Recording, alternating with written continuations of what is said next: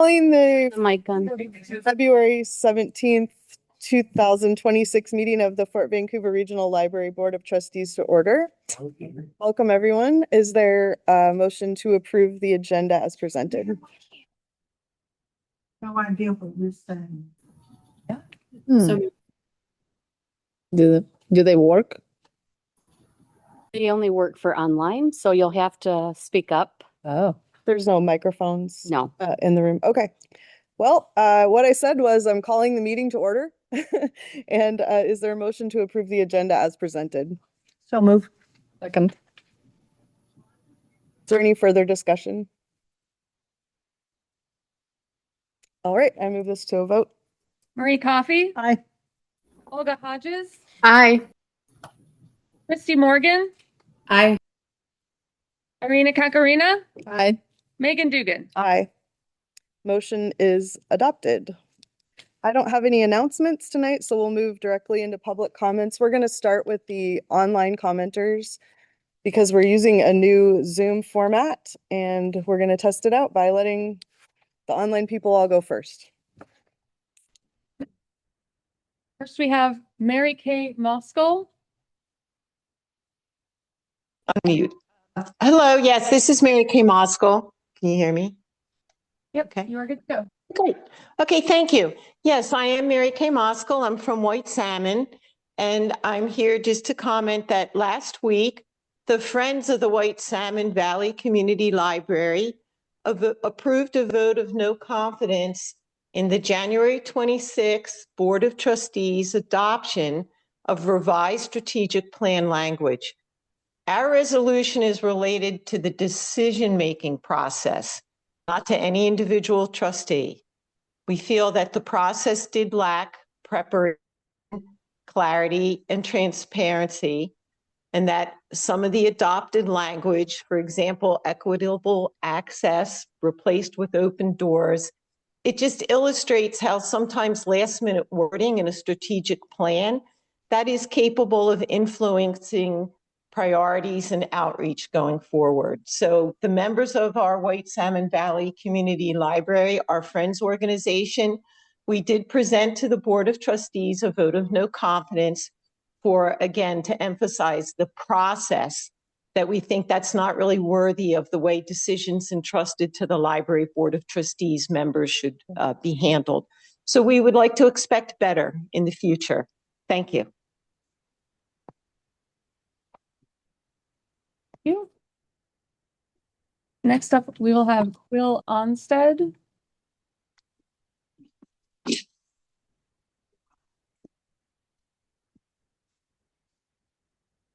There we go. Hi, my name is Cole Onstead, and my pronouns are they, them.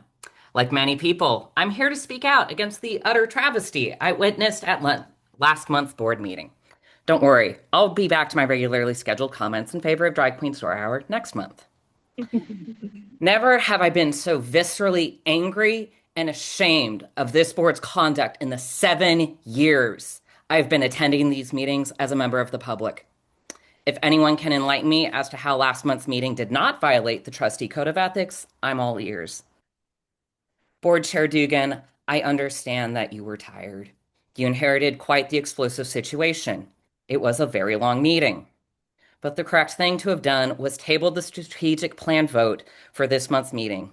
Instead, you allowed the vote on Trustee Kakarina's last-minute unilateral edits despite no one on the board having read the proposed changes.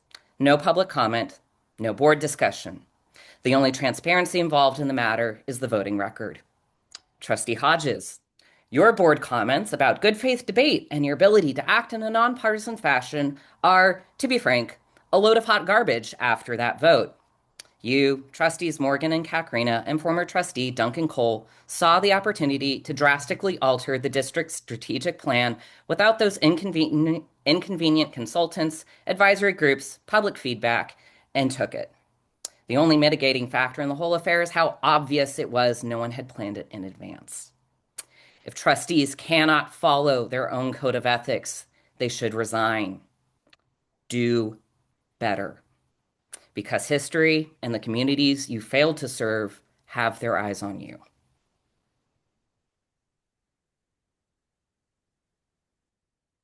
Next up, we have Nancy Potter. Yeah, I'm not online though. Is it all? It's the last Fine. one, so yeah. Well, before you start, Nancy, I did neglect to say that we'll take 1 hour for public comments. Each person has 2 minutes to speak, and please come up to the red xylophone. You want me to face you or the audience? Oh, please direct your comments to the board. On the red xylophone Right there. here on the X. Okay. Tell us your name and then go ahead for 2 minutes. Nancy Potter, And face the board, Litchfield, Washington. face the board. Well, I want them to be able to hear what I have to say also. Okay. Okay.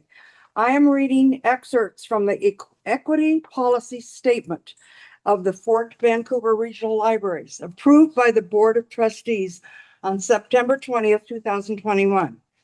Fort Vancouver Regional Libraries recognizes that inequities exist and historically have not been identified or addressed within our organization and the communities we serve. The equity statement serves as a framework for creating and maintaining an environment of equity, diversity, and inclusion. The statement reads as follows. Fort Vancouver Regional Libraries is committed to the work of creating equity in our communities by becoming an organization that listens to and acts upon the perspectives and experiences of people from systematically marginalized groups in our decision-making, policies, and practices.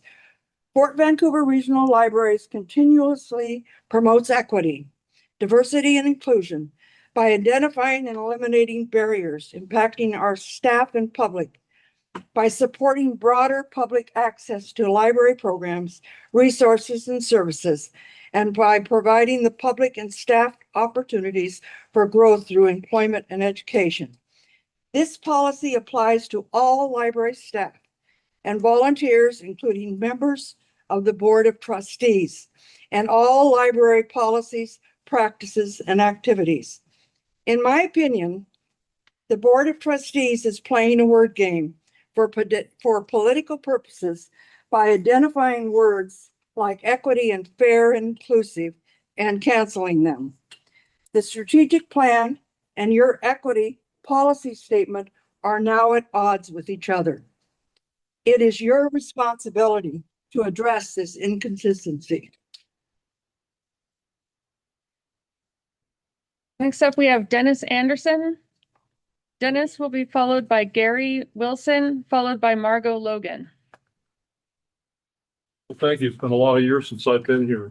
I've been to about 10 of these board meetings and I've spoke about 5 times. And the reason I'm here today is just to give support for the 3 members of this board who stood up for great principles. Okay. I know you have a Christian-based, I don't know who they are, but I've just heard they are, but I'm here to support you. Stand by your principles. Don't cave in. DEI is a Marxist foundation. I'm all for equality, and our Constitution is based on equality. It's not based on equity, okay? So that's all I really have to say. So I don't know who the 3 are that are being lambasted here. I can maybe take a guess, but I support you. Stand by your principles and don't cave in. Okay? That's all I have. Thank you. Gary Wilson. Gary Wilson, thank you, library board members, for your service. As usual, please continue to err on the side of caution when it comes to programming and materials for your most vulnerable patrons, the children. And with that in mind, I want to thank you for putting a caveat for intellectual freedom. I know basically that means everybody should have access to everything. But when it comes to children, we have to protect them. We have to be the adult. And just like a 6-year-old can't go to a movie theater and walk into an R or even PG-13 rated movie on their own, someone has to be the adult in the room to help, guide them. And likewise, they shouldn't be able to access similar content here in the library without a parent or guardian approving that. So yeah, please continue. I appreciate taking a step back, looking at the strategic plan and, making it more protecting of children. So I think, and I should mention, I have almost 5,000 signatures here from Fort Vancouver Regional Library residents who are in favor of protecting children in our library. So thank you. Appreciate it. Margot Logan. Margot will be followed by Tiffany Hine, followed by Randy Schmidt. Thank you. I'm Margot Logan, and I haven't been here for a while. I watched online comments, and I was just kind of confused because I couldn't figure out where the emotion was coming from. I mean, as somebody talked about, like, if you do this, then there will not be large print books for people to have. And people kept talking. It just seemed vague. And it's like, well, why is it so vague and why is it such an issue? In terms of getting a book that isn't in the library, the 15 libraries, people can do an interlibrary loan. They can get those books. And so the emotion that has gone on now for 5-6 years, it seems to me it has to come down to the core of abuse, sexual abuse of children. And there was another time at this place where a number of the young people did speak up about the trauma that they had experienced, that they had been sexually abused. They called out the Catholic Church, the Boy Scouts, and other kinds of places. And so it seems like all this emotion really has to do with the sex abuse of kids. And I know, like Quill said, he'll be back to talk about, ugly men being dressed as ugly, made up, sexualized women, wants them to come back to the library. Why do men want to have an audience with preschool children? So I think bottom line, and America now is number one in child maltreatment of all the developed nations in the world. We used to be number 3. Now it has just gotten worse. So I think the board members are protecting children. And I think the equity thing is just a kind of a word to just get people riled up when the issue really is sex abuse of kids. Tiffany Hine. Good evening, board, and thank you for hearing me. My name is Tiffany Heine. I'm a resident of Vancouver, Washington. One of the rules of a moral law is you shall not bear false witness. Slander is a dangerous habit because it's a lie invented to spread with the intent to harm. What happened 3 months ago at one of these library board meetings against you on the board was nothing more than slander. It was meant to harm and not to unify you as a board. I have been coming to the FVRL board meetings for the past 3 years plus. I've never once witnessed any of the board members act anything but with professionalism and respect for their positions, and they listen fully to their communities. Each time you have heard FVRL community with regards to the same talking points at almost every meeting for or against Drag Queen Story Hour and other talking points.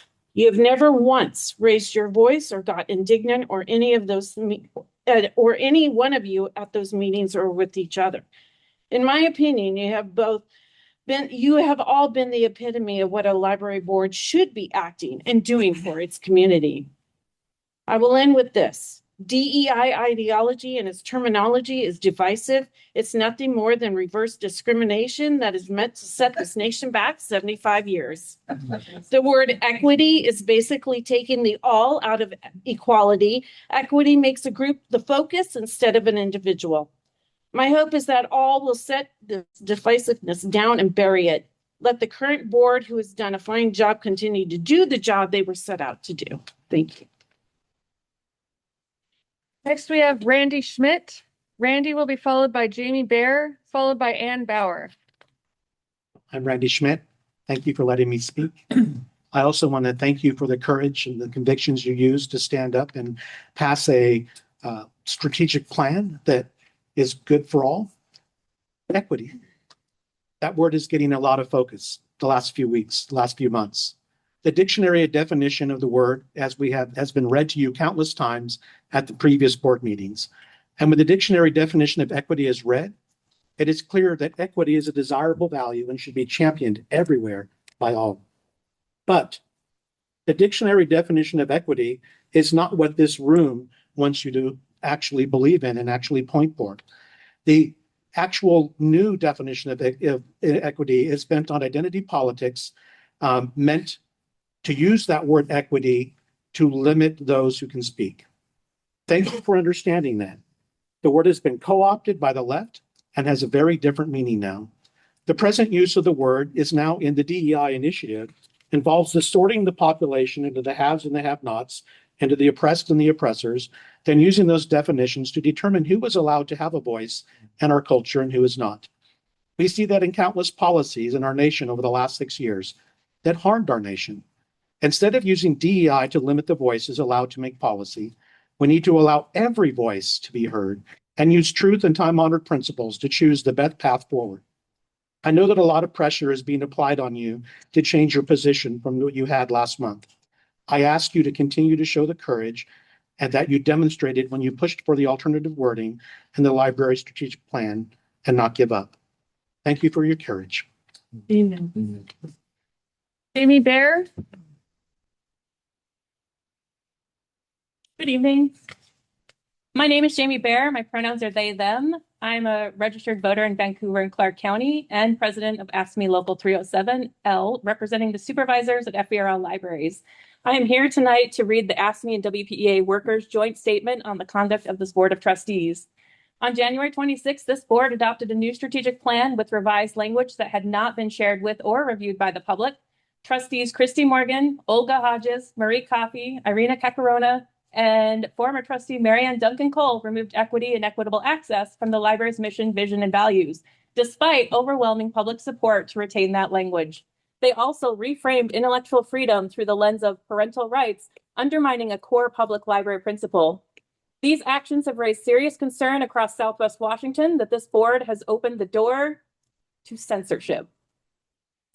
Trustees are appointed to safeguard the library's mission and uphold public trust. Instead, this decision has damaged the library's reputation and placed personal viewpoints above the responsibility to serve the entire community. The strategic plan followed a 10-month process engaging communities across Clark, Skamania, and Klickitat counties, along with staff and subject matter experts. Over 1 million points of contact informed this work. The board approved $400,000 for this process, only to set it aside the findings and substitute language that did not reflect the community input gathered. Now, former board member Mary Williams, who resigned in protest during the January 26 meeting, warned us in December.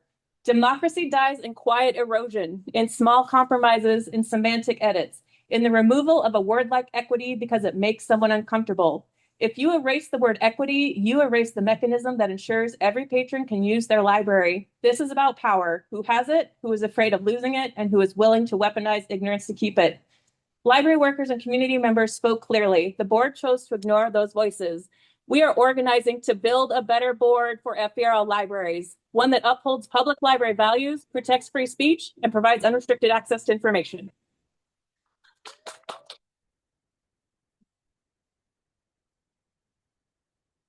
Ann Bauer. Ann will be followed by Sarah Newhouse, followed by Jake Osmus.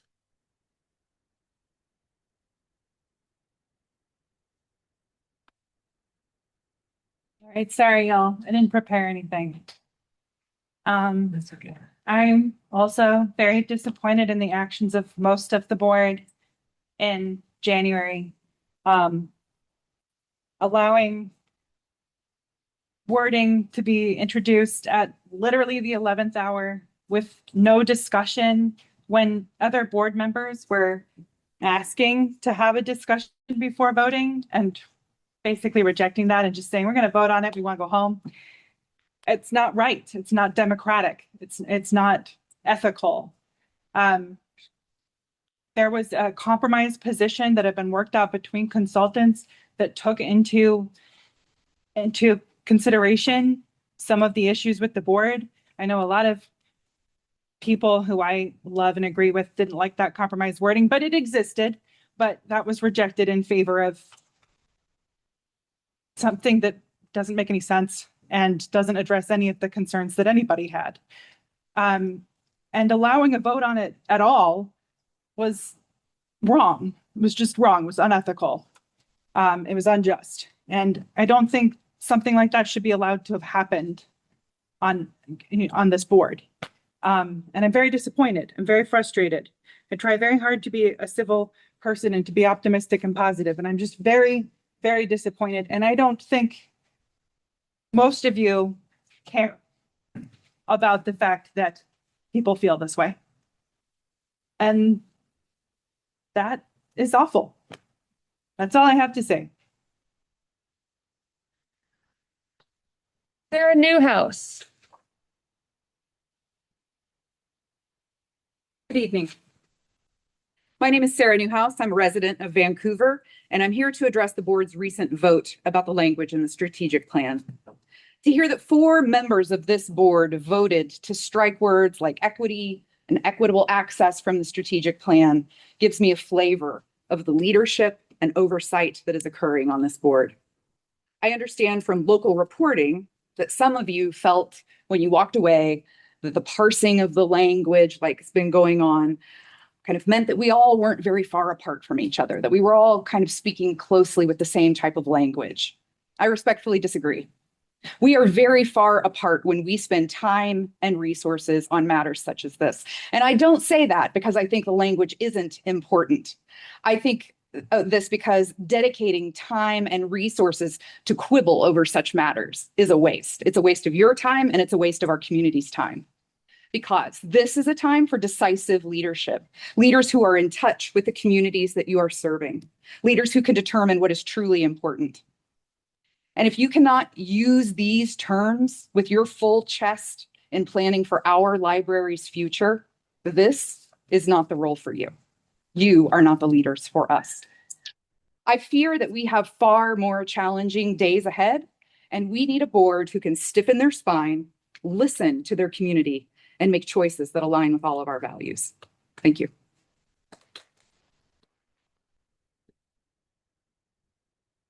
Jake Osmus. Jake will be followed by James Watson Hughes, followed by Phil Kronbusch. Howdy again. Hi, my name is Jake Osmus. I'm a shop steward for WPEA, and I've worked for this district for 9 years. The carelessness in the way you voted in a hidden strategic plan while tossing aside months of planning, labor, and hundreds of thousands of dollars of taxpayer funds on a survey you originally approved is asinine. You are not transparent, nor are you appropriate stewards of taxpayer funds after the last handful of meetings I have attended.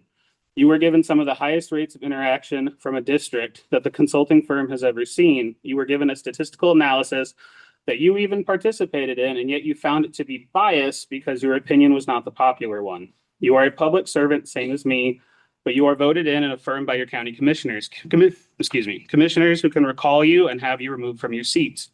I implore you to understand that your opinion is not the most important thing in the room. The community is, and you have so blatantly broken your bylaws and ethical code by ignoring the surveys and community majority that it is embarrassing.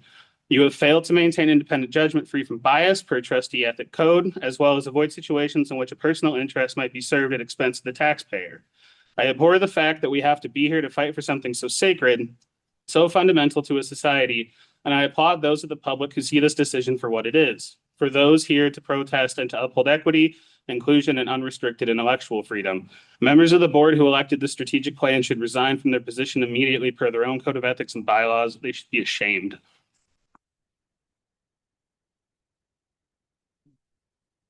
James Watson Hughes.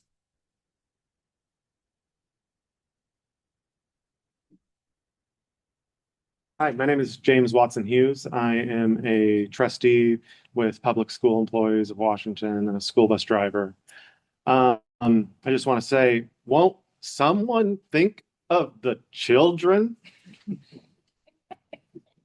In all seriousness, I would sooner leave my kid in a library than leave them in a church. I think that what we're here to talk about today is a matter of governance, not about children's safety. And the pretext that this is about children's safety is shameful.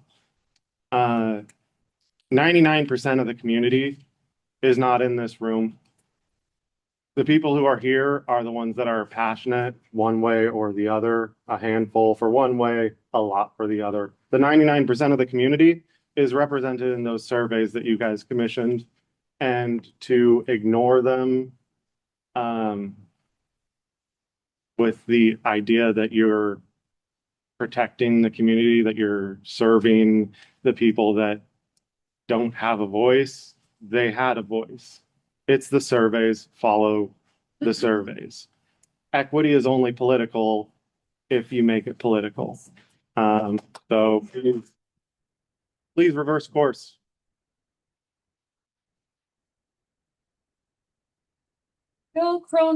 Kronbush. Phil will be followed by Kelly Cowger and Heidi Green. From Vancouver. My comment involves censorship and SIPA. SIPA is the Child Internet Protection Act. My understanding is that in order to get our E-rate discount, that we follow SIPA and we have policies involved. It shows that our nation, the nation is concerned with protecting children in some way, particularly in this regard, restricted to internet access at the library. So my question is, it is essentially censorship, and to a certain degree, they call it filtering, but I would call it censorship. Anyways, so my question is, do we actually pay for the filter? That we take out of our budget to pay for the filter that is necessary? Is that, if that's correct? I'm interested. Thank you. Kelly Cowger. Howdy, good evening. First of all, I want to thank you for your service. You've given countless hours, all of you. Not an easy job. I did want to say that my wife and I started bringing our nieces here literally when they were like 2 years old. And they grew up in this place. They are now 18 plus years old and have gone on to college and are straight A students. And I think a lot of their intellectual development and love of learning has come from just spending countless hours here at the library. I am concerned about the usurping of the language of the strategic plan. I think that things were great before, and it does seem like now the board is preparing to chip away at equitable access and to control certain types of books that are presented in the library. And I just want to say that America is based on a diversity of ideas. And it seems like now, the present time, things are being chipped away and paving the way to censorship. And I just think that this is a very sorry moment in our history. And I wanted to say that. And again, thank you for your service. Green. Heidi will be followed by Monica Garcia, followed by Carol Maddox. Hi, everybody. My name's Heidi Green, and I'm here because I wanted to share what the American Library Association feels about equity and intellectual freedom. They say the American Library Association actively advocates and educates in defense of intellectual freedom, the rights of library users to read, seek information, and speak freely as guaranteed by the First Amendment. Intellectual freedom is a core value of the library profession. Now, just for your edification, a definition of intellectual freedom they use is the right of every individual to seek, receive, and impart information from all points of view without restriction, censorship, or interference. As a core democratic value and foundation of library ethics, it protects the rights to read, think for oneself, and explore diverse ideas, including those deemed unorthodox or unpopular.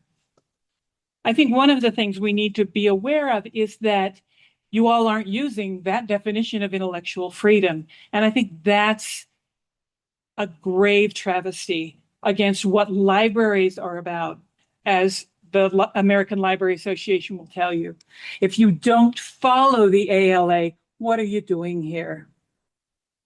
I think one of the things we need to think about is equity extends beyond equality. We've talked about equality here, fairness and universal access to deliberate, intentional efforts to create service delivery models that will make sure that community members have the resources they need.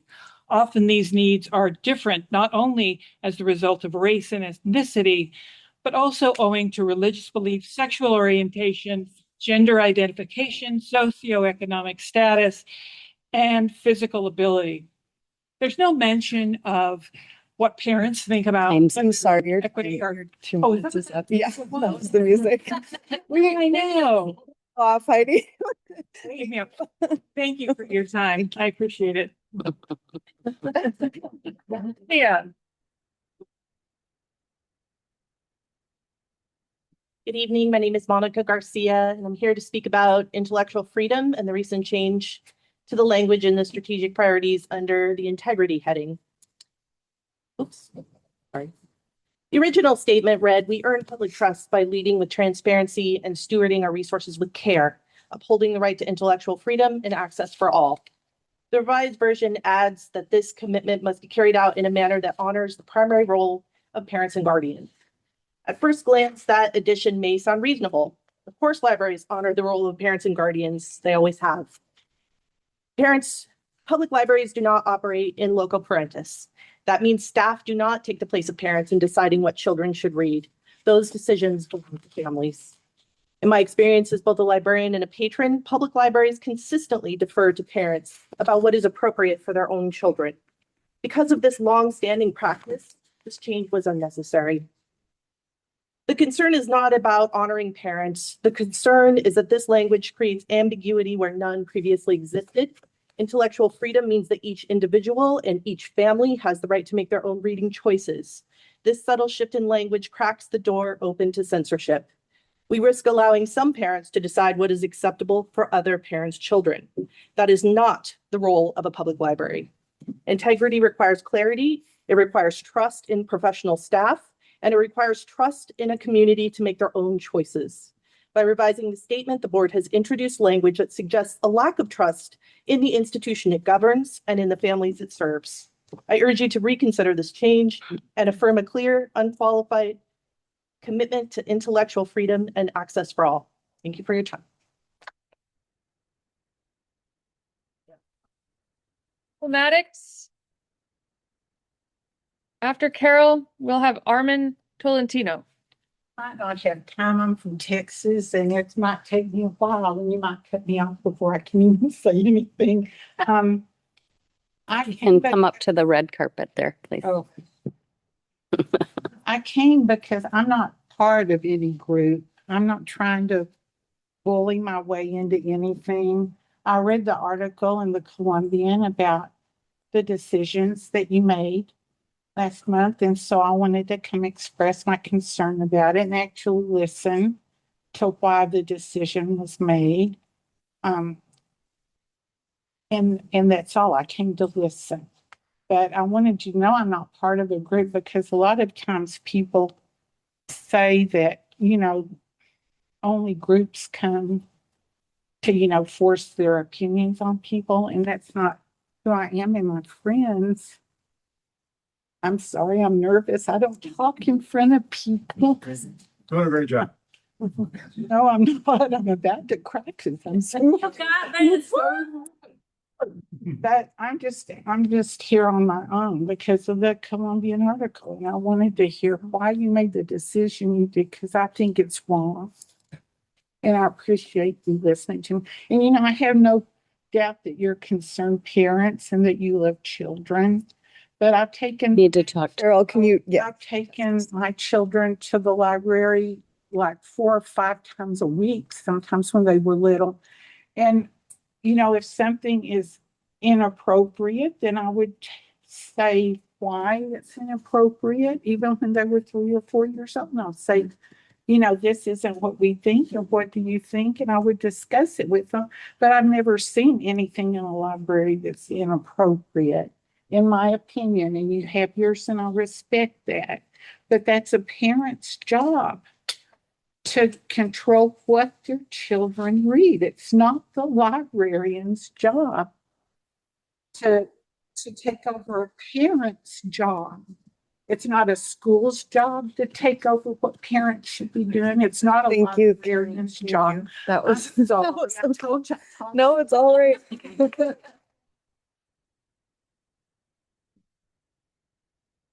Armin Tolentino. Hello, my name is Armin Tolentino. I use he and him pronouns. I'm a resident of Clark County and a former poet laureate of Clark County. This July, our country will be celebrating 250 years since the signing of the Declaration of Independence. The primary author of that document, Thomas Jefferson, knew that this new nation had not achieved its ideals in 1776, but he and many others nurtured the hope that it was possible to create a democratic, secular nation where we believe all people are created equal and that we are each endowed with the unalienable rights of life, liberty, and pursuit of happiness. For over 1/3 of this nation's existence, chattel slavery was legal. For over half of this nation's existence, women did not have the right to vote in this democracy, and yet the people of this country did not give up. Many of us love this country not because we've attained the lofty ideals set forth at its founding, but because we believe they are achievable if we learn from our history, act in the name of justice, and welcome in those who have been oppressed, exploited, and demonized by our government. This hard work of becoming the nation we believe in must happen in rooms like this, with people like us. You, as the Board of Trustees, have this opportunity to make our community libraries a place where all our voices and stories are honored and belong. Thank you.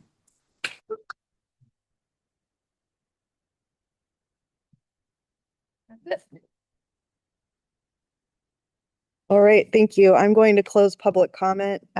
Next on the agenda is the consent agenda, which is our minutes approval from January and approval of claims from January.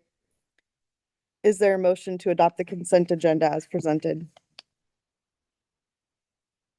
Move.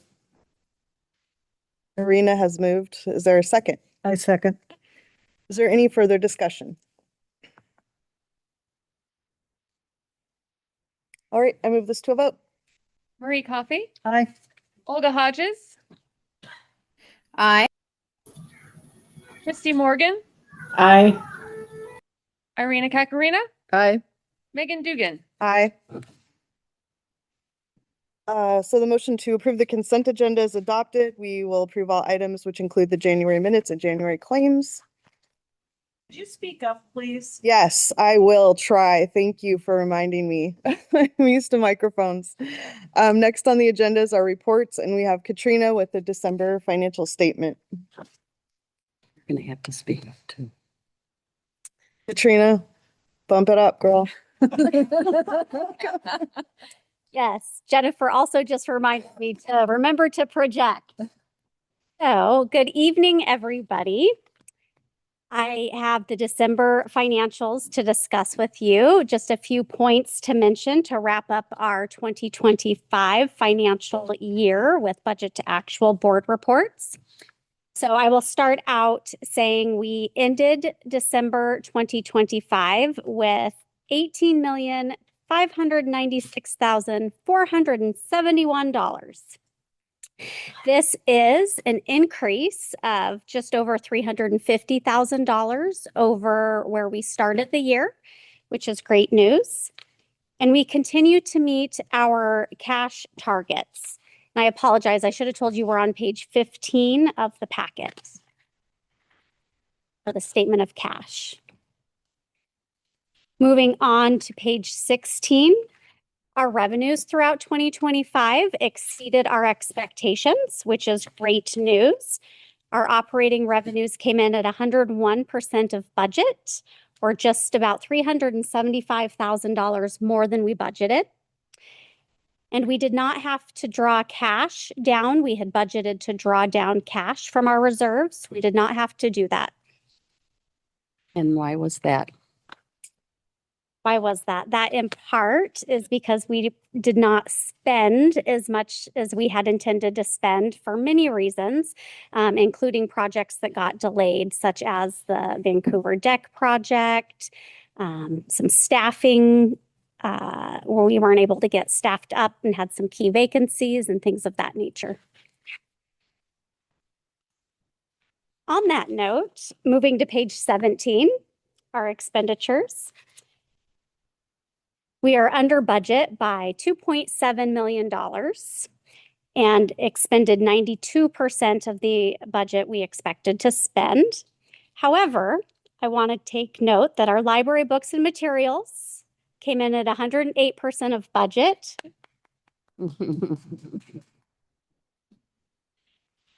That is all I have planned to share with you this evening, but happy to answer any questions you have.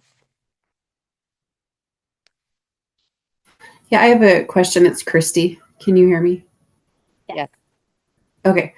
On the Woodland Friends reimbursements project, can you remind me? Oh, I see. Okay. Never mind. I was on the wrong line. Thank you. Absolutely. Thank you, Katrina. So next we have the FVRL organizational report with Jennifer Giltrop. Yep. Oh, I'm sorry. We have to receive the statement. Receive them. I apologize. Is there a motion to receive and file the December 25 financial statement as presented? So moved. Second. I think that was Marie and Irina with the second. Is there any further discussion? I move this to a vote, please. Miranda? Marie Coffey. Aye. Olga Hodges. Aye. Christy Morgan. Aye. Irina Kakarina. Aye. Megan Dugan. Aye. We move to approve receiving and filing the December 25 financial statements. Now, next on the agenda, Jennifer. Thank you. So we are on page 19 of your packet. I first want to commend my staff across the district for continuing to provide excellent services every day in spite of the great public debate that is going on throughout Southwest Washington. They continue to show up and be focused on providing excellent library services for everyone. So thank you to them.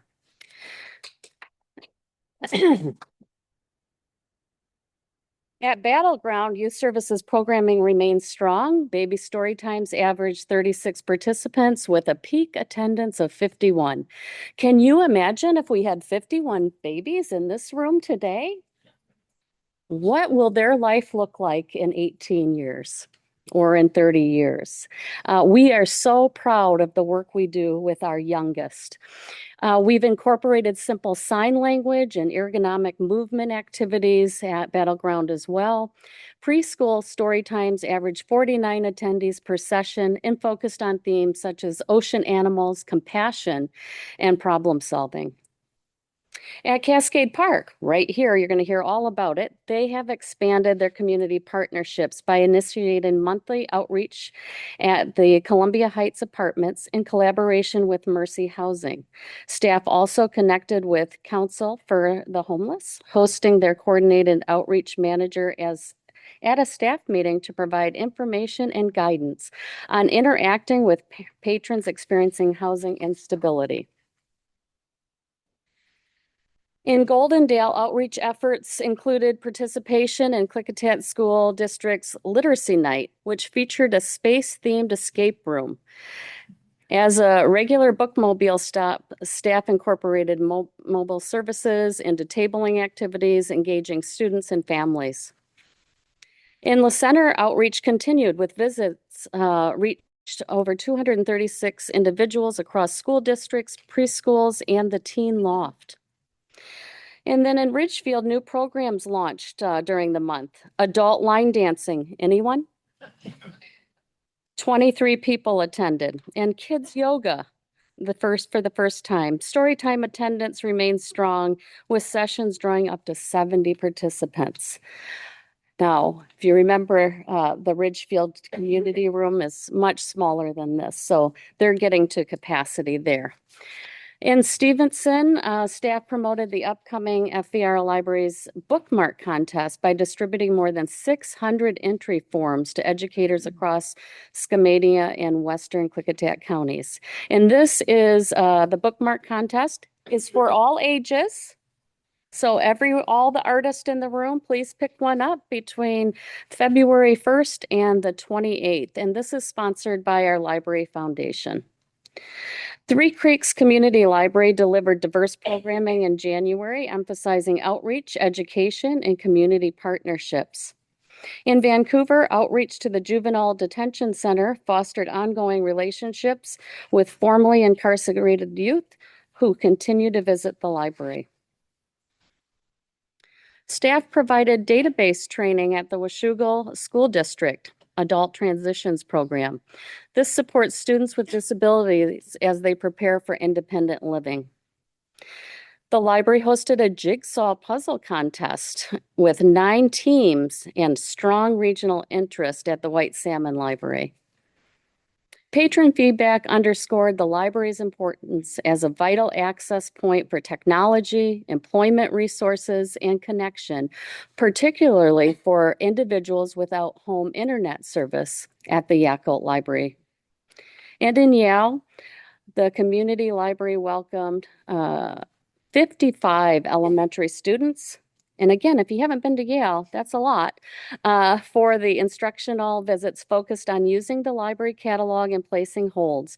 These visits support their early information literacy skills. There are 2 board seats open. I'm on page 24 now, and Skamania County is recruiting. They posted the vacancy in their local newspaper last week. And the City of Vancouver seat is also going to open soon, I believe in March, for applications. We have for the City of Vancouver, an open house for boards and commissions right here in this room on March 18th from 4:30 to 6:30. So if you're interested in a board seat, I'll be there. Come and talk to me. The 75th anniversary last year, road trip passport. Did all of you do your passport? There's still time. It doesn't end just because 75 years is up.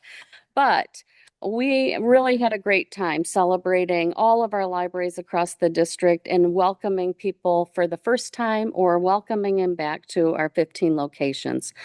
Approximately 9,000 passports were distributed with nearly 1,800 patrons participating online.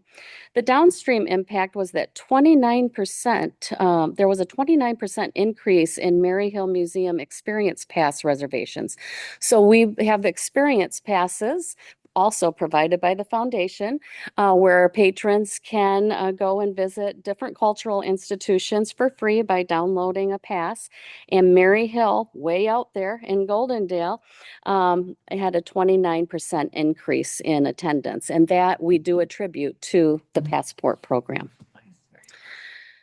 Our programming and outreach department has spent a lot of time in January working on plans, department adjustments, and decisions relating to putting a new Clark County bookmobile on the road.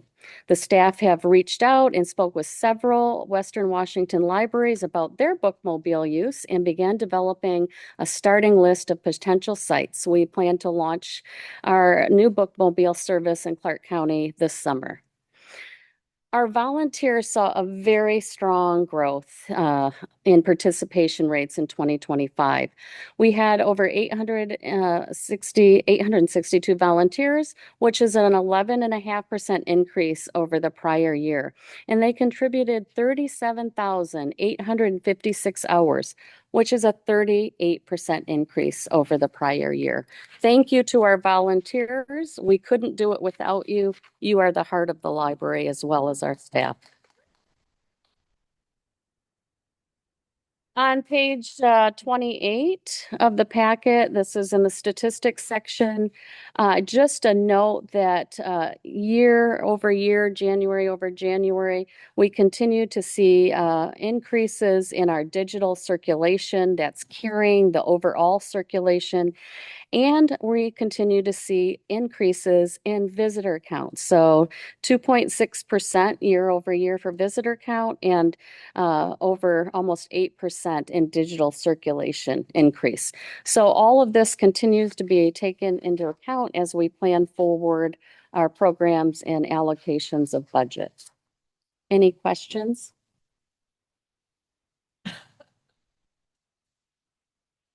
Bonneville takes the prize. Yeah. Some of the statistical changes are funny. Yes. Just giving you a bookmobile. Yes. 100%. Yeah, I know. Yeah, Bonneville, yeah. No, it's great. I think it's great that circulation's steady and increasing in digital. Thank you, Jennifer.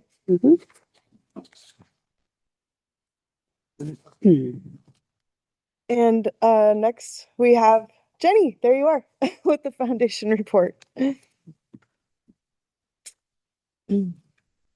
everyone. Thank you for the opportunity to give an update on the foundation. So I'd like to share that the foundation is undergoing some operational changes and focus to increase our support of FVRL libraries.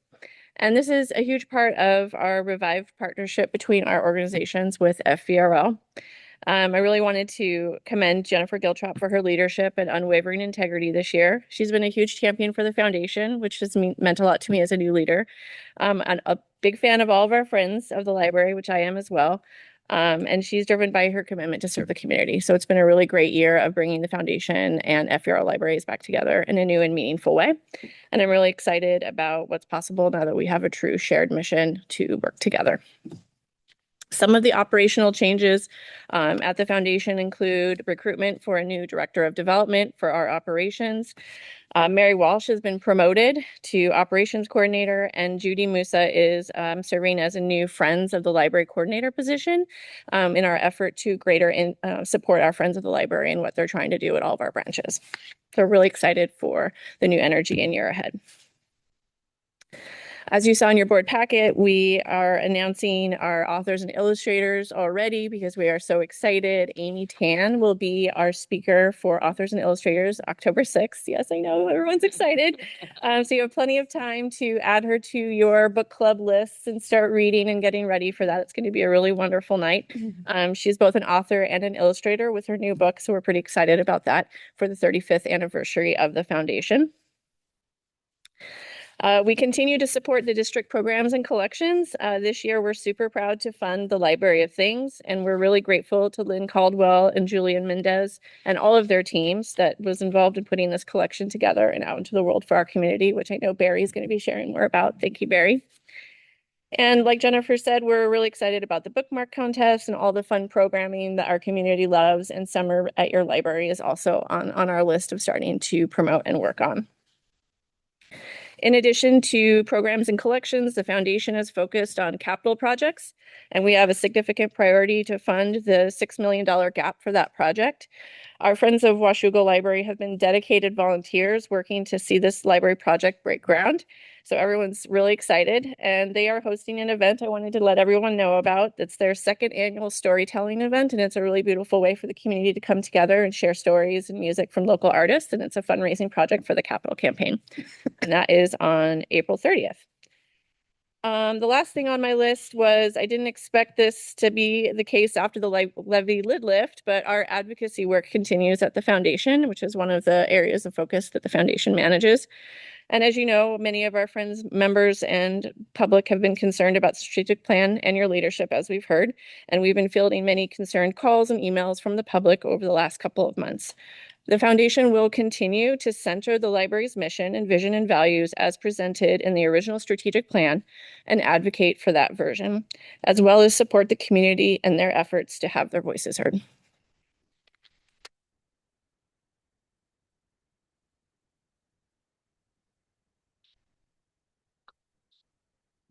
Rachel Reese is the branch manager of Cascade Park Library, and we welcome her report.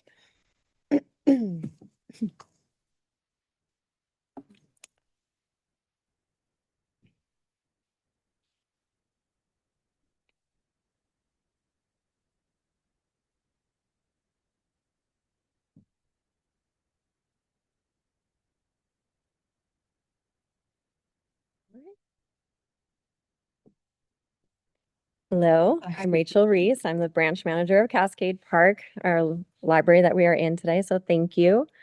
2025 was a vibrant and impactful year for Cascade Park Library. Across all ages and interests, the library served as a trusted a community hub, a place for learning, creativity, connection, and support. From early literacy and youth engagement to senior outreach, technology assistance, and cultural programming, our work consistently met patrons where they are and responded to real community needs. So for those of you who are maybe unfamiliar or haven't heard about our branch, this building was built in 2009. It opened in December. And then in 2020, we had new paint and carpeting. We did a bit of a refresh. And June of 2023, the mural that is just actually on the other side of this wall is a 6-part panel that a local Vancouver artist, Sarah Lynn Hunter, we commissioned that. We went out to the public. We had many entries, and she was the selected and winning artist. So if you haven't seen that mural, please go and look at it. It's amazing. And then in 2024, the courtyard went through some updates, and the Douglas fir that is out there was added as a heritage tree and is on the City of Vancouver's heritage walking map. So you can actually come and see a heritage tree on our library property. Wow. That's pretty cool. I'm helping. Yeah, thank you. This is a wow as well. So GOAT often stands for greatest of all time. I'm biased, of course, but I do think my staff are the greatest of all time. So they are holding GOATs. This was an event called a GOAT Happy Hour, and it was one of our highest attended and most popular events of 2025. We heard from lots of patrons about how much they enjoyed it, and we hope to bring it back. But what I really want to highlight is that the staff truly are amazing. They are passionate, they are dedicated, they do wonderful presentations and meet the public through programs. These are some of the comments, and I say some. We get in-person comments, we get written comments, we get phone calls. People are always talking about how great the staff are. So I just wanted to share a couple with you. The Teen Film Festival, they really appreciated that. They liked the work. They wanted to see what the teens were creating. Professional attitudes, they're welcoming. You know, they appreciate the libraries being here and what we represent and offer. And also story times. I know that early literacy is very important for our communities, and we hear that regularly. We also see it reinforced with our attendance numbers as well. So that is our staff. We offered, and we continue to offer, a diverse array of programs that brought people together and encouraged lifelong learning. So in this picture here, this is a writing workshop. And the person in the red beret is Susan Dingle, and that is our current poet laureate for Clark County. And these type of programs bring the community together. They offer learning, they offer connection, and they're just one of the things that we offer in our branch. In general, programs fell into a few categories that I group them under: creative and cultural programs, youth and family engagement, civic and educational learning, and signature events. So you can see on this that we have wonderful cultural programs and civic, bringing people together. So the Yates Academy of Irish Dancers come, they share about their culture, they do dancing, we hear music. It's very engaging. The kids are inspired as well as the families and parents that come. Our Harp Circle has been coming and meeting here. They're very encouraging and open to having the public come in and listen to them. What you see here was their meeting in the lobby, and they were playing music during the holiday season. And down below is the 5-Minute Teen Film Festival. This was at the Battleground Cinema, and our friends, the Cascade Park friends and the Battleground friends, help pay for that location, so that the teens get a true premiere experience. So they can watch their productions on the big screen. Families and friends can come and watch their films, and it really feels like a film premiere.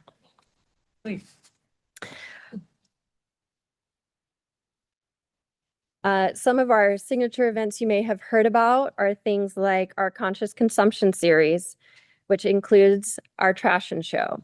So this is where the public upcycles fashions, either from fabric or things that they created, from garbage, from whatever they can put together, and then they actually walk the runway and give us a show. It brings together partners. It brings the community together. It's very creative, and it continually grows every year. So this is also something that our friends help with. The Conscious Consumption series includes things like our Seed to Supper that we partner with Clark County and I've totally screwed that up, but we do partner with Clark, Master Gardeners. Thank you. And just a variety of partnerships. So the summer performers also draw large crowds, and this year we will be, as you can tell in this room, it does get crowded. And so when we have shows like Reptile Man, we are going to be using the Furstenberg Community Center this year because that often draws over 200 people. So May the 4th and Tween Bad Art are also some examples of youth and family engagement activities. The tweens we have multiple tween programs. May the 4th is very popular and it draws in the entire family. And we love these kinds of programs because it does create community. It creates an opportunity for them to use their imagination, and then provides also access to the library where they can check out books and follow up with those interests. Okay. And here are just a few other activities that we hosted and that we also spearheaded. So I wanted to talk a moment about the Children's Craft Fair. So this, we weren't quite sure how, this was our first year doing it. It's our first time doing it in the district, but it went off really well. It incorporated financial literacy classes beforehand. We partnered with IQ Credit Union. So kids came and learned about savings accounts and checking accounts and just money in general. Financial literacy is an important key piece of becoming a productive part of our society. And then it culminated in the Children's Craft Fair, where they actually came very similar to Lemonade Day. If you're familiar with that in Clark County, they set up their tables. They had to do the marketing for their booths. They had to set the prices. They couldn't go over $5. We did cap that. But they had a wonderful time, and we heard feedback from parents of how much they appreciated having a children's craft fair, because when they take their kids to actual craft fairs where there's adults, it can be intimidating. It's not as friendly. And what I really loved at the craft fair was that the kids, they would have somebody would buy something and then they would take that money and go and buy something from another kid. And so it was very communal, and it was great to see their joy.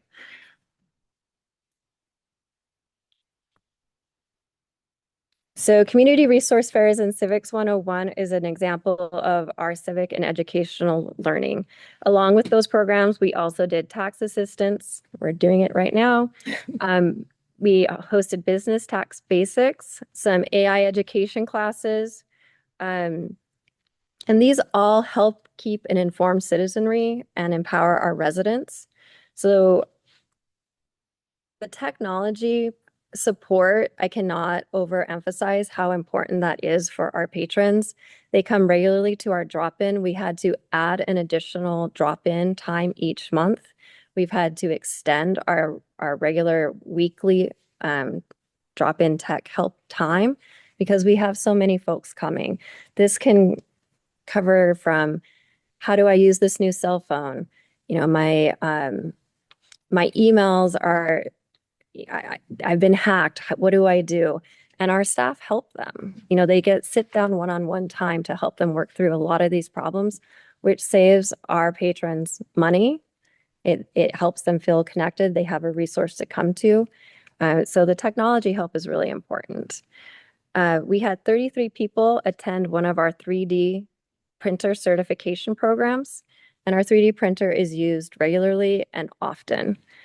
The Teens and Adults Pizza and Politics is another state and local Civics 101 course, and we had 36 patrons show up for that. They were very engaged. They asked good questions. That's one of those pictures up there. Many of them thanked us for the program and asked for a Civics 102. So we will try to look into that for them.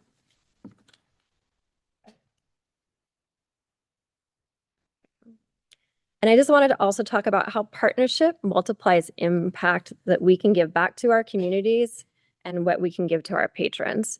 So as I've said, Friends of the Library do support programs and events and supplies. They also show up as volunteers and help coordinate volunteers. But we have a few other partners that we do partner with. So Project Linus, if you're not familiar with that, I wanted to point out, they came and were part of our summer reading kickoff last year. So they set up in the family room, that's that picture up there, and they had squares out for the kids to actually decorate. And what they do is they make quilts for kids who have hospital stays or sicknesses. Sometimes if there's a tragedy in a school, they will drop off quilts for every student in a class. So a great example of how partnerships come full circle. A patron who came to our kickoff summer reading event and their kids helped decorate a quilt.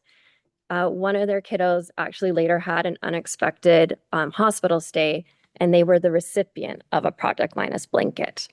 So it just illustrates how our community really collaborates and comes, action comes full circle.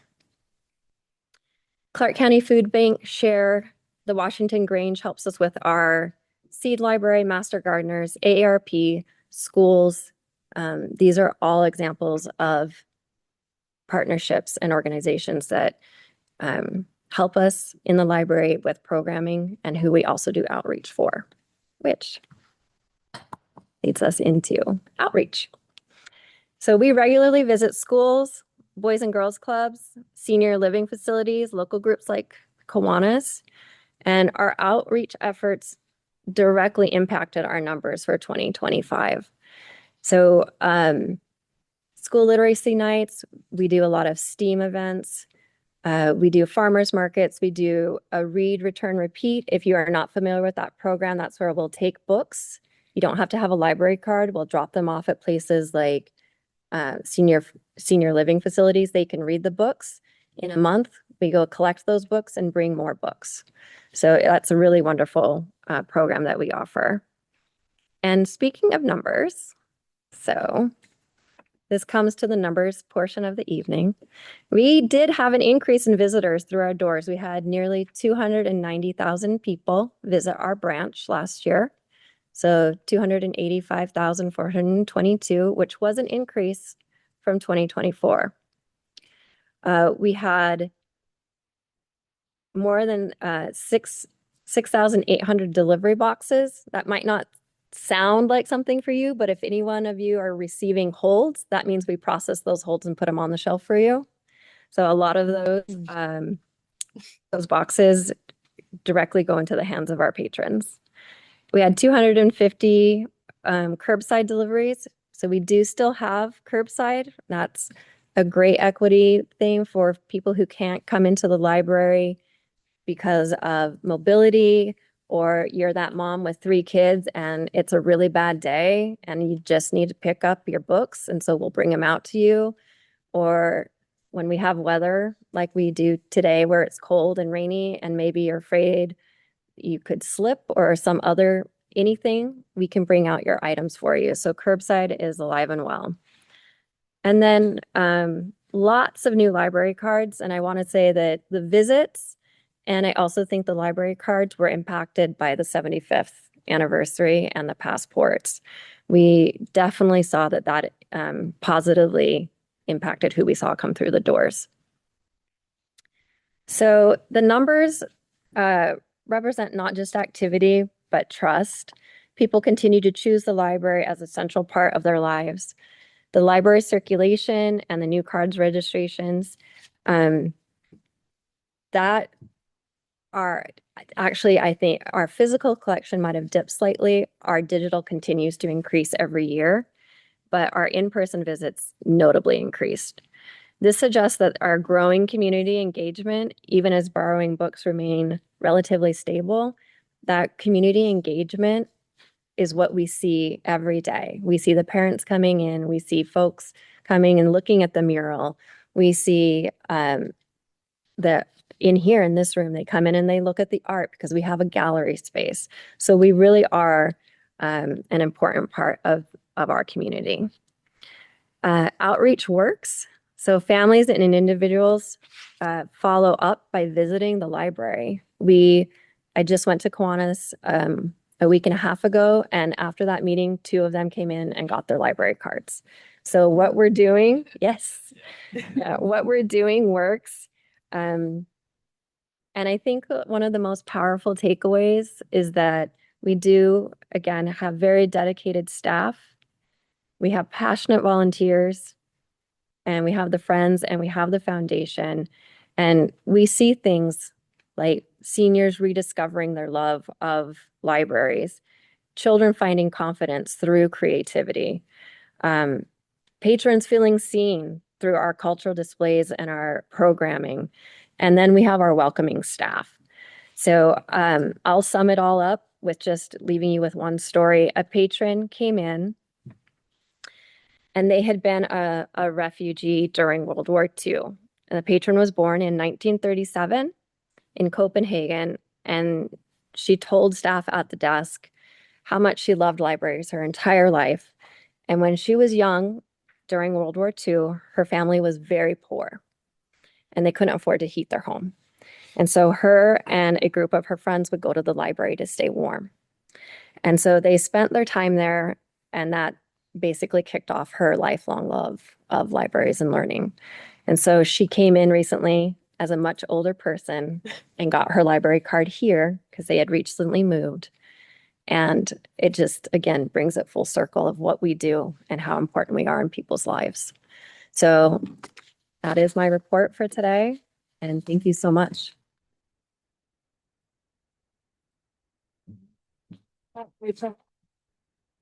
Oh, questions? Sorry. Just in case anyone had any questions about your report, which thank you for that. I did actually have a question, so I'll just start. I wondered about the Furstenberg Center and the relationship with them for programming. Do we have to pay a fee for using the? This year we are not. So this is the first year. So Furstenberg, we've kind of had a rivalry. I mean, I think that's fairly known. They Friendly. friendly. No. They charge for their space, and we provide things for free through our tax dollars, theoretically for free. But this year we've actually made some pretty good strides. So they are giving us the community room for free for Reptile Man, and we said yes, and they said, well, can we have a table and share about our programs? I'm like, of course. So please feel free to table, and then we'll be able to use their space. And then just another plug for Furstenberg. This month is their 20th anniversary. So on February 27th, they're having a full day of activities, and they invited us over to table there. So I will have a table over there in the morning. And yeah, so I think there's a lot of progress actually happening right now. Thank you. You're welcome. Great to hear. One more time, when is your tech hour? Oh, every Thursday, 10 o'clock. Thursday. 10, everybody. Yeah. I will say that the last time I was here, this is my home branch, so I'm here a lot, but I was here for a community event and I was approached by a patron that got help.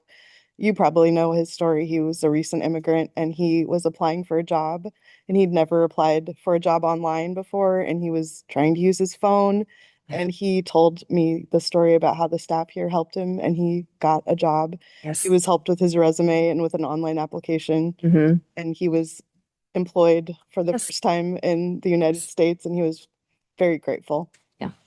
We had another person come recently who needed help printing their I-9. And then he came back in about a week later and said that he had gotten the job. And so he just stopped in after his first day of work to, say how much he Making appreciated a really big difference in people's lives in this community. So Yeah. thank you. Welcome. Thank you. You're welcome. All right. Thanks.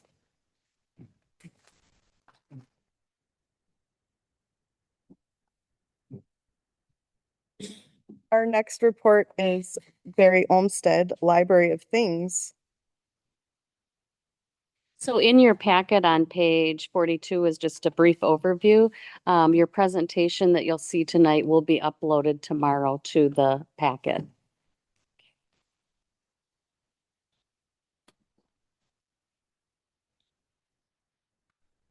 So this is my first time presenting at a board meeting, so I will introduce myself.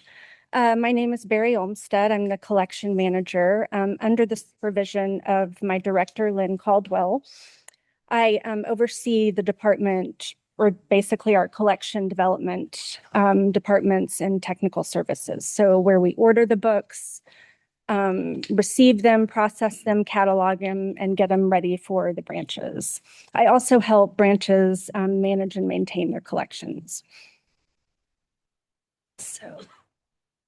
So I've been with the district for a little over a year, and my start kind of dovetailed with the launch of our Library of Things collection. Lynn did a lot of research into what other public libraries were doing with their Library of Things, which have been happening in public libraries for a handful of years. And so we were able to benefit from what's worked really well with other libraries and what didn't work so well. So I feel like we went into this with a lot of good research. And as listed up there, or as noted, we wanted to start with a cross-category collection to kind of see what was really in demand and what we might be able to grow and what people were showing interest in. And it's been a huge success. And it's really, people are having the opportunity to try new hobbies that, they might not ordinarily be able to afford, or check out an appliance or something that they might not have room to store. So it's a really good opportunity to kind of get experiential learning in the library. Our communications and marketing team did a great job with our Library of Things webpage on our BiblioCommons site, where you can scroll the entire collection and see images of the items we've cataloged. You can also search, just do a keyword search for Library of Things. You can return and limit it by, we categorize it as equipment, both in when we receive suggestions from the public and how we classify it on the website. So yes, you can search by keyword, or if you were looking, for example, for like a pickleball kit, you could search pickleball and limit to equipment. And you can reserve online by placing a hold and selecting your pickup location. Right now, only staffed locations house Library of Things items. So North Bonneville, Yale, and Yakult are excluded from that, as well as Vancouver Mall due to space constraints. So for those branches, you have to select a different branch, or we decide for the patron and let them know. Okay, and then there is a 2-item limit. So when patrons are searching, they can either place a hold or save an item for later if they just want to remember that they want to check out the item. Okay. And so again, we welcome suggestions. It's been really interesting and fun to see what people want to check out from the collection and what they're excited about. Some of the things. So it's clear that people are interested in niche kitchen items like appliances, certainly, also musical instruments, and being able to test a new technology before investing in it. So that's some of the input that that has helped to shape how we want to grow the collection. As well, people want to get back to the sharing economy. So if they invested in something and just never had the time to pursue the hobby, they want to donate it to us. And we may or may not be able to add an exact item, but we can certainly use, for example, a pickleball kit, utilize the replacement parts. So we appreciate people wanting to be involved. And then, so here are some of the items from our debut collection. Musical instruments, which include a keyboard, an acoustic guitar, excuse me, a ukulele. An acoustic guitar is coming. But these, luckily, a lot of them come in their own packaging. So it's kind of handy. You just have basically like a strap or something for the instrument. Then we have our tech things, which include a ring light. We have a projector, we have a podcasting microphone, so those have been really well utilized. Baking things. To me, a cake pan is a good example of something that you may only need to use once a year, but you don't necessarily want to have to find storage for. So these have been pretty popular, and we're going to be investing in more. Okay, tool things. And this is great. We have a drill kit. We have a diagnostic tool for vehicles, a stud finder. So people have really kind of given us helpful input, both staff and patrons, as to what they would really find useful. And we have outdoorsy things. So we have bocce ball, pickleball, disc golf, trekking poles, and we've got more coming, including yard games. So it's been fun for people to get to check these out. Crafting things, sewing machines, sergers. People really do want to be able to pursue new hobbies and see if it's something that's worth investing in or just how easy it is for them to use. Of course, hobbies, bird watching, magnet fishing, metal detector. Those are all things that we categorize as hobbies. And then for kids, we have musical instrument toys, wooden blocks, as well as floor puzzles. And we're going to be, I think, adding more toys based on sort of learning toys like magnetic cubes and tiles and things that folks have been asking for. The toddler playing cards have been great. So we're kind of focusing on really interactive toys. So some statistics. We debuted the collection on November 15th, so we haven't had a lot of time to assess data, but it's just constantly going out. The overdue rate is slightly higher than it is. Our normal overdue rate is 5%. This is 15 to 20%, so it's a little bit higher. So everybody return your library of things on time. We did have to build a GoPro camera, but we have already put in an order. I put in an order last month for additional items of all the things that were proving really popular. So that's fun. We're excited to get more of those out and then order items based on what the public has been asking us for. But we have 113 items on order. The most popular items are metal detector, telescope, and knitting machine. So that's been interesting. Let's see. We're getting suggestions from patrons and staff, which have been really helpful. And then moving on to, excuse me. So what's coming and what people have been asking for are things like this. And I think with the medical tools, for example, having a pulse oximeter or something, just tools for people who live in a rural area and may not be able to get to, a clinic right away. So all of these things we're kind of addressing, and I'm vetting it with a committee where we're talking about things like ease of use and ease of cleaning and storage capacity and things like that. So it's kind of a different process than you would use for just selecting a book. It's a little bit different, but we want to be responsive and also be able to circulate things that make sense and that people can take home and enjoy. So Anyway, that's what I've got for right now. And we're so, so grateful to the foundation for their support. I think it's just going to be continue to be a great resource for the community, especially as we expand it and get more patron feedback and input. So thank you again to the foundation and for everyone who has been giving us their suggestions. So. Somebody. Have any questions? Any issues with the delivery truck being able to accommodate more and more? I don't think so. I think thus far it's been pretty, I mean, of course, we're going to be adding more stuff, so we'll see how it goes. But yeah.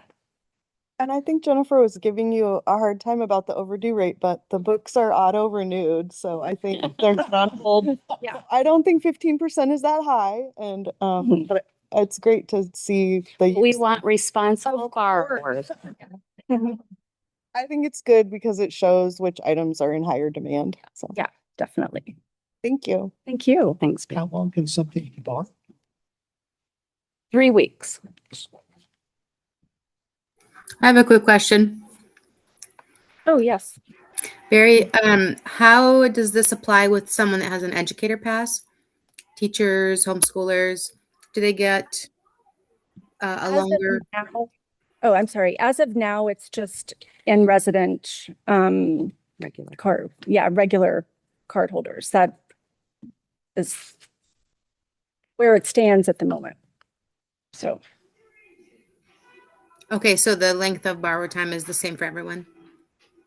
Yes. And only 2 items per checkout. Yeah. Very good. Thank you. I've been hearing great things here locally from educators that have enjoyed using the telescope and many other things. Thanks so much. Great. We're happy to hear it. Thank you. Thank you, everyone. Thank you.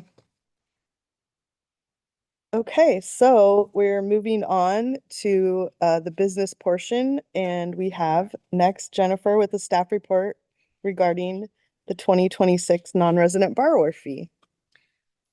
Thank you. The Fort Vancouver Regional Library District has a library privileges policy that governs who may have a library card. Our policy defines non-residents as those in counties geographically adjacent to the FVRL service area where there is no tax-supported public library.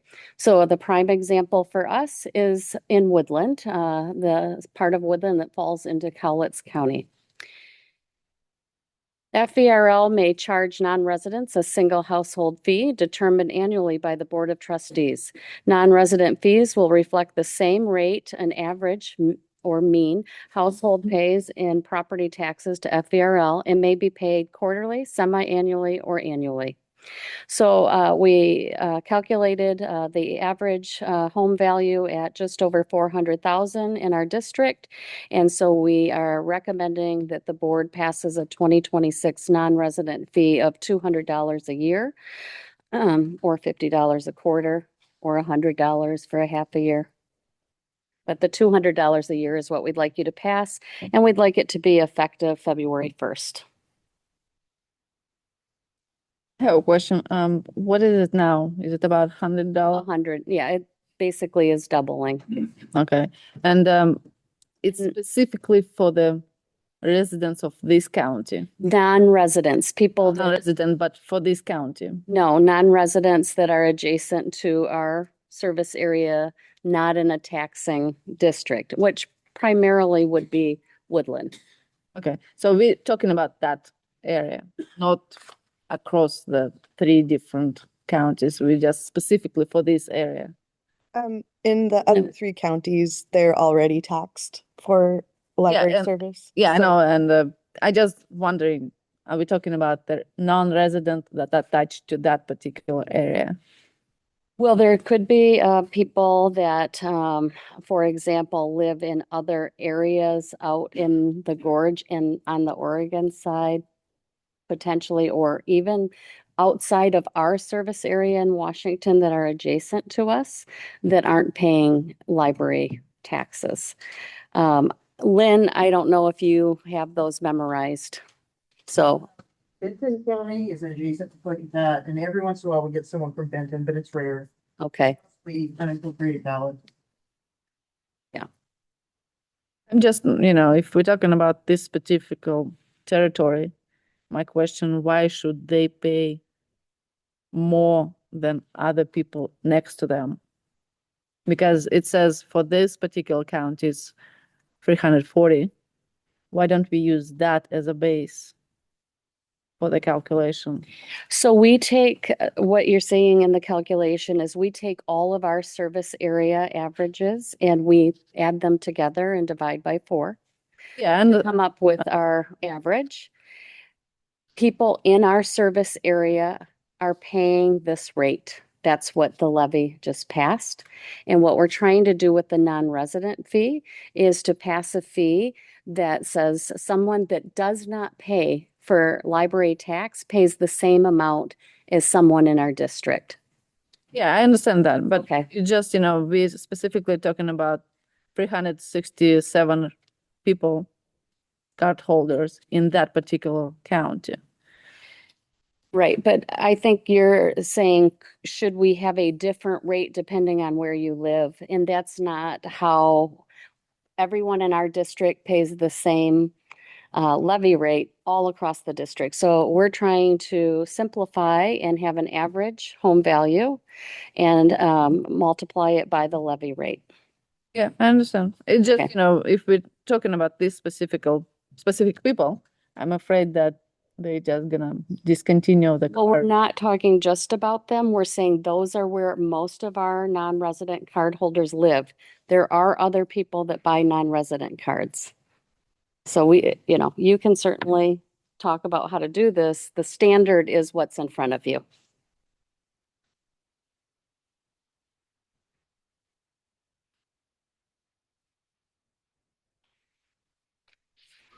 Has her hand raised? I do. Do we offer any sort of opportunity for financial aid if people show need? Yeah, I think we talked about this last year. I brought up that disabled citizens and seniors in our taxing district were eligible to apply for an exemption. Yeah, if they're exempt from property tax, then they could present the evidence of that exemption. So it's not based on the income, it's based on the. It's not based on income. I'm just curious if there's a concern for low-income folks with this being a prohibitive cost, if there's anything we can do to accommodate or meet them. So what Megan is saying is they get whether you're in district or out of district, there is ability to apply based on, I think, age and some other factors to not pay property taxes in the state. And if that applies to you, we don't charge you for a non-resident card. You have to show proof. And so we have a process for that. Outside of that, again, non-resident cards is to level the playing field that everyone in our district is paying for library services. So people outside the district that do not pay for library services but want a library card need to pay an equitable share for library service. That's what this is about. This goes back years and years. The reason it comes back annually is because the cost changes annually. Last year, we upped the cost quite a bit because we hadn't done it in several years. And this year, it's going up because we had a levy lid lift.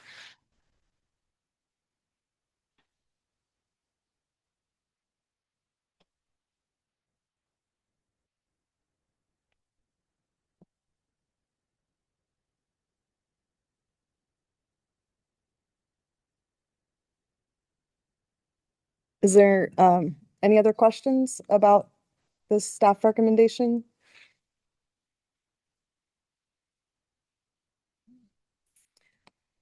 Okay, so we have before us a motion for resolution 2026-01 non-resident borrower fee. Is there a motion to adopt this? So moved. Is there a second? I second. Give it to Olga this time. Okay, is there any further discussion? All right, I'll move this to a vote. Miranda? Marie Coffey. Aye. Olga Hodges. Aye. Christy Morgan. Aye. Irina Kakarina. No. Megan Dugan. Aye. Motion to approve the non-resident borrower fee is adopted. Thank you. We will move on to Katrina. Is it you? I can Okay. go ahead. It is for the surplus of the 2008 Scion XB. It has your name next to it, No. Katrina. Does, but I'll take care of it for her. Okay. All right, go ahead, Jennifer. So last year, we planned for 2 vehicle replacements, but we didn't get those new vehicles until this year. And these are the 2 vehicles we plan to replace. So they have replacements now in working order. So we are ready to surplus these. The first is a Scion 2008 XB that has been with us for 18 years and over 100,000 miles. And we believe there's a Kelly Blue Book value of 3,900 to 4,800. There are cosmetic defects, minor scrapes on the front and back bumpers, and minor damage to the trunk. The second vehicle is a 2008 Toyota Sienna LE van, and we're also requesting that be surplused. Again, 18 years old with 119,000 miles. We believe the value is between 5,900 and 6,600. Again, cosmetic defects, minor scratches, etc. And then a non-functioning passenger window, which you don't need today, but there's probably other days you do. So we are recommending that the board authorizes us to surplus both of those vehicles, and they'll be taken to sale. And it says to be sold or discarded. Typically, we're able to sell them.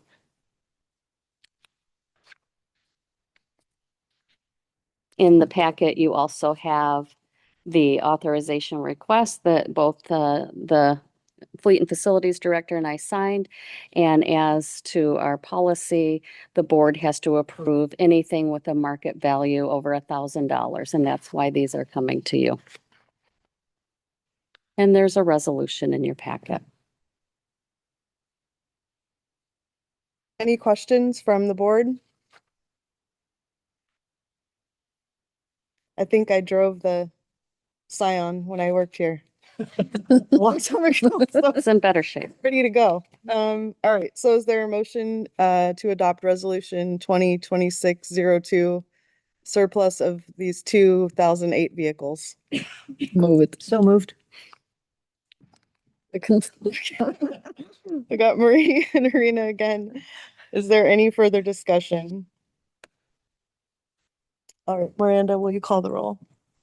Marie Coffey. Aye. Olga Hodges. Aye. Christy Morgan. Aye. Irina Kakarina. Aye. Megan Dugan. Aye. Motion to approve the surplus authorization is adopted. Thank you. Next, we have to elect a secretary, and there's a staff report. Do we need Jennifer to? Sure. I'll just speak real quick. Due to the changes in the board makeup, we no longer have a secretary, and so the nominating committee did meet to discuss this. The duties of the secretary assures that a true and accurate record is maintained of all meetings of the board, and in the absence of the chair and vice chair shall preside at a meeting of the board. Any vacancy occurring in the elected office shall be filled at the next regular meeting of the board, which is this meeting. So we are looking to the board to appoint a secretary to serve through December 2026. Right, thank you. So per the FVRL Board of Trustees bylaws, we need to fill this elected office in this meeting today. And is there a motion for the position of secretary? I move to elect Marie Coffey to the position of secretary in addition to her role as vice chair. Thank you, Olga. There's a motion to elect Marie Coffey. Second. All right. Any further discussion? Yeah. Sure. All right. I'll move this to a vote. Marie Coffey, Probably should abstain. You can vote for yourself. Vote for myself. Olga Hodges, Aye. Christy Morgan, Aye. Irina Kakarina, Aye. Megan Dugan. Aye. Thank you very much, Marie. That is approved. You are now vice chair and secretary. Congratulations. All right, our next staff report is Jennifer, and it is regarding grammatical revisions to the strategic plan, vision, mission, values, and priority statements. So first, I want to publicly acknowledge that we had made an error in what we posted online in the packet on Thursday that was updated this morning. And what was updated was the language of what was adopted at last month's meeting had some language missing that has been corrected. So if you are looking online now, at the board approved text from January 26th, you will see it is correct. It's on page 52 of the packet. As we move forward from last month in realizing what was adopted, we felt that there were some grammatical edits that are required. And so those are on page 52 of the packet under the column grammatical edits, and we can go through those in just 1 minute. I've also included on page 51 of the packet, not numbered, but it comes before 52, the recommended original language, as well as the requested edits that were presented at your January meeting. I present this because at one of our committee meetings, there was conversation about whether or not there were other words to use beyond, for example, foundation that got adopted. So we're not looking for that at this point. Certainly, the staff continue to recommend adoption of the originally proposed language, but it is essential that we at least correct some of the grammatical edits that are under this column highlighted. So under vision, it's putting a comma after learning and a comma after curiosity. And then following down the page to the very end for the summary statement, it is changing some of that wording around. The statement says, together they ensure we offer inclusive, engaging, and responsive experiences that spark curiosity, support lifelong learning, nurture creativity, strengthen social connection, and demonstrate our ongoing dedication to serving people of all ages and backgrounds with excellence. The rest of the language or grammar seemed fine of what was approved last month, but we are asking you to make these corrections.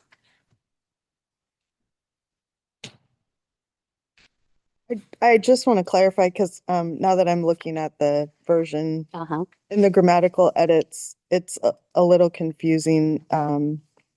There's a comma added after spark curiosity and the word and is deleted. And then I don't have and deleted. On this version that I'm looking at. Are you? That's the one Miranda gave me at the beginning of the meeting. Can I? Yeah, I just see because this is not crossed out. Yeah, it's not. It's Where on this side, but it's I'm not sorry, over I thought here. you So were up here. No, yeah, it's in this last section. So it's just the and got moved because it got moved to here. And you are saying there's some corrections that aren't highlighted on this side. So I just want to make sure everybody has the same version. So we're on the last paragraph. Maybe you can read what you're seeing, Megan. So after spark curiosity, we're adding a comma, taking out the word and, so it's more of a list. And then adding after social connection, the words and demonstrate our ongoing dedication. The library will be closing in 15 minutes. So it looks like the only thing missing was the highlight of the comma after curiosity that should have been highlighted. Is that correct? Yeah, and I think they yeah. highlighted different because they highlighted this. There's a highlight after So it's creativity, which comma already was had a, highlighted. yeah. I just want to make sure everyone has the same version, so we don't have to Right. revisit this again. It sounds like we do. Are there any other questions or discussion about this, the grammatical edits?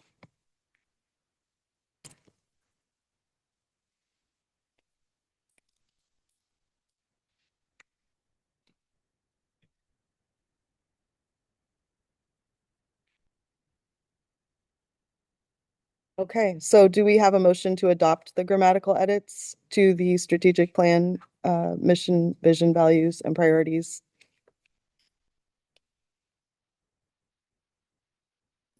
Move it. So moved. Second.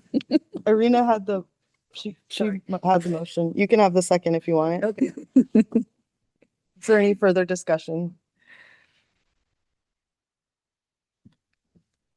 All right, Miranda, could you call the roll, please? Marie Coffey, Aye. Olga Hodges, Aye. Misty Morgan, Aye. Irina Kakarina, Aye. Megan Dugan. Aye. Motion to approve the grammatical edits is adopted.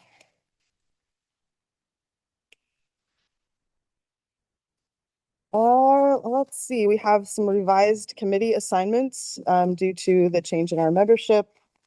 These were sent out to everyone in advance, so this is just informational. And these were revised as of our February committee meetings. So we have 2 board seat vacancies right now, and so our committees usually have 3 people on them, but because 3 people is now a quorum for this body, we will have a maximum of 2 people on all of our committees right now. So that means I will be on 3 committees and also the foundation liaison. So hopefully we'll have some new members soon. Are there any concerns or questions about the new committee assignments? All right, we'll move on to board comments.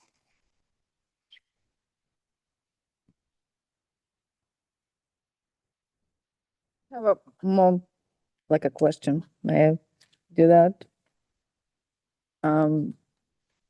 It was brought to my attention that you, Megan, and Jennifer will be at the county council tomorrow. Can you share any information about that meeting?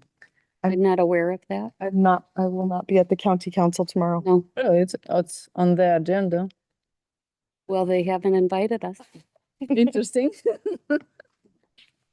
Which We'll have county? to look into What that. county? Did you receive a call? I did not get I'm invited. Yeah, oh, no. It is likely that that might be the approval of Megan, Oh, Megan's reappointment. it's for Megan's reappointment. So the county, so the city of Vancouver recommended Megan, and they recommend that to the Clark County. So you might have saw her appointment, but we don't plan on being at the meeting. It's typically done in a consent agenda. Okay. Thank you for clarifying.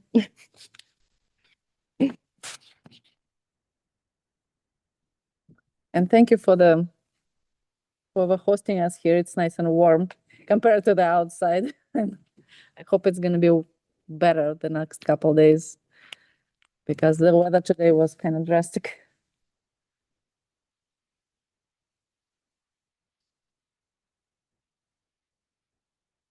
Are there any other board comments? I just want to make sure I don't leave anyone out.